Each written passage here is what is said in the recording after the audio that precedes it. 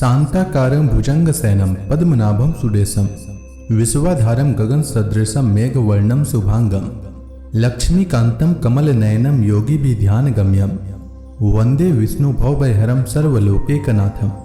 ओम नमो भगवते वासुदेवाय। आपका भक्ति कथा चैनल पर स्वागत है। आपका दिन शुभ और मंगलमय हो। आज दिनांक है 9 मई और दिन शनिवार है। आज ज्येष्ठ कृष्ण पक्ष की सप्तमी तिथि है।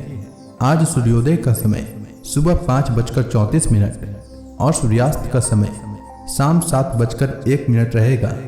ब्रह्म मुहूर्त रहेगा सुबह 4:10 से सुबह 4:52 तक और अभिजीत मुहूर्त रहेगा सुबह 11:51 से दोपहर 12:45 तक। वहीं राहु काल सुबह 8:56 से सुबह 10:37 तक रहेगा।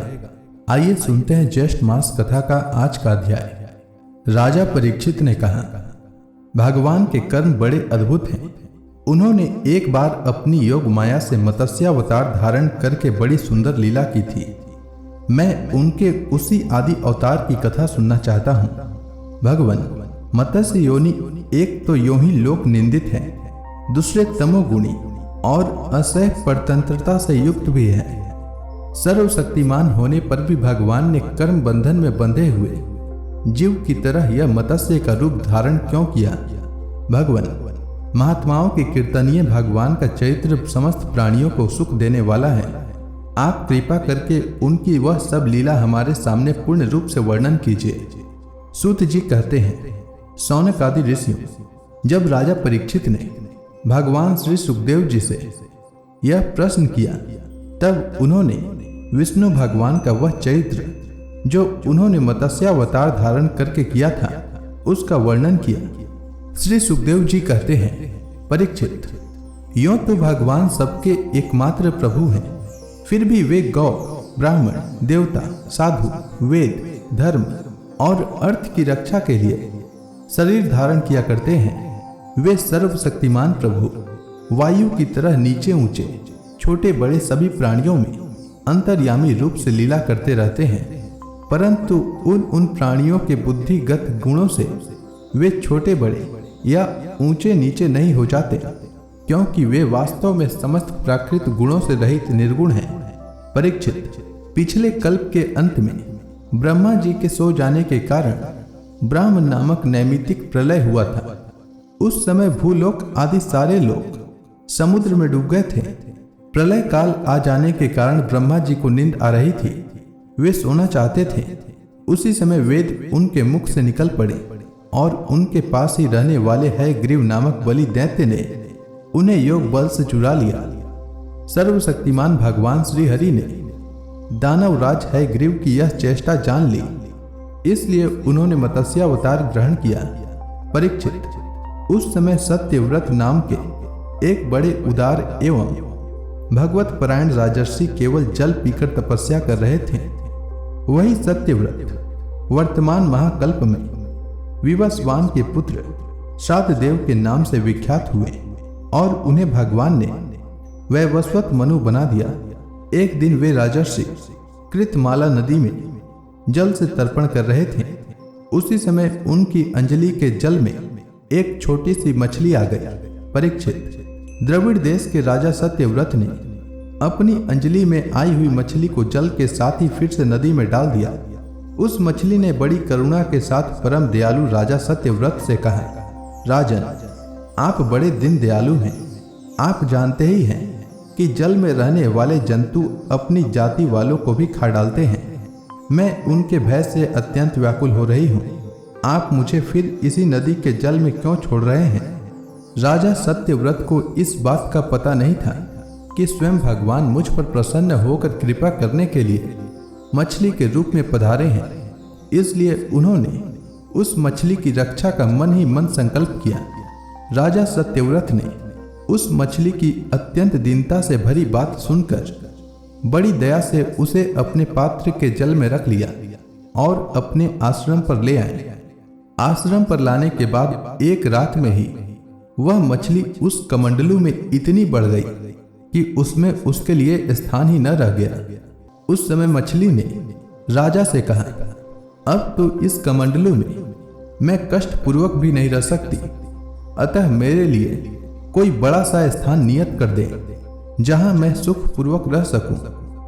राजा सत्यव्रत ने मछली को कमंडलू से निकालकर एक बहुत बड़े पानी के मटके में रख दिया, परंतु वहां डालने पर वह मछली 2 ही घड़ी में 3 हाथ बढ़ गई। फिर उसने राजा सत्यव्रत से कहा, राजन, अब यह मटका भी मेरे लिए पर्याप्त नहीं है, इसमें मैं सुखपूर्वक नहीं रह सकती। मैं तुम्हारी शरण में हूं, इसलिए मेरे रहने योग्य कोई बड़ा सा स्थान मुझे दो। परीक्षित, सत्यव्रत ने वहां से उस मछली को उठाकर एक सरोवर में डाल दिया, परंतु वह थोड़ी ही देर में इतनी बढ़ गई कि उसने एक महामत्स्य का आकार धारण कर उस सरोवर के जल को घेर लिया और कहा, राजन, मैं जलचर प्राणी हूं, इस सरोवर का जल भी मेरे सुखपूर्वक रहने के लिए पर्याप्त नहीं है, इसलिए आप मेरी रक्षा कीजिए और मुझे किसी अगाध सरोवर में रख दीजिए। मत्स्य भगवान के इस प्रकार कहने पर वे एक एक करके उन्हें कई अटूट जल वाले सरोवरों में ले गए, परंतु जितना बड़ा सरोवर होता उतने ही बड़े वे बन जाते। अंत में उन्होंने उन लीला मत्स्य को समुद्र में छोड़ दिया। समुद्र में डालते समय मत्स्य भगवान ने सत्यव्रत से कहा, वीर, समुद्र में बड़े बड़े बलि मगर आदि रहते हैं, वे मुझे खा जाएंगे, इसलिए आप मुझे समुद्र के जल में मत छोड़िए। मत्स्य भगवान की यह मधुर वाणी सुनकर राजा सत्यव्रत मोह मुग्ध हो गए। उन्होंने कहा, मत्स्य का रूप धारण करके मुझे मोहित करने वाले आप कौन हैं? आपने एक ही दिन में 400 कोस के विस्तार का सरोवर घेर लिया। आज तक ऐसी शक्ति रखने वाला जलचर जीव तो न मैंने कभी देखा था और न सुना ही था। अवश्य ही आप साक्षात सर्वशक्तिमान सर्वांतर्यामी अविनाशी श्रीहरि हैं। जीवों पर अनुग्रह करने के लिए ही आपने जलचर का रूप धारण किया है। पुरुषोत्तम, आप जगत की उत्पत्ति, स्थिति और प्रलय के स्वामी हैं। आपको मैं नमस्कार करता हूँ। प्रभु, हम शरणागत भक्तों के लिए आप ही आत्मा और आश्रय हैं। यद्यपि आपके सभी लीलावतार प्राणियों के अभ्युदय के लिए ही होते हैं, तथापि मैं यह जानना चाहता हूँ कि आपने यह रूप किस उद्देश्य से ग्रहण किया है। कमल नयन प्रभु, जैसे देहादि अनात्म पदार्थों में अपनेपन का अभिमान करने वाले संसारी पुरुषों का आश्रय व्यर्थ होता है, उस प्रकार आपके चरणों की शरण तो व्यर्थ हो ही नहीं सकती, क्योंकि आप सबके अहेतुक प्रेमी, परम प्रियतम और आत्मा हैं। आपने इस समय जो रूप धारण करके हमें दर्शन दिया है, यह बड़ा ही अद्भुत है। श्री सुखदेव जी कहते हैं, परीक्षित, भगवान अपने अनन्य प्रेमी भक्तों पर अत्यंत प्रेम करते हैं।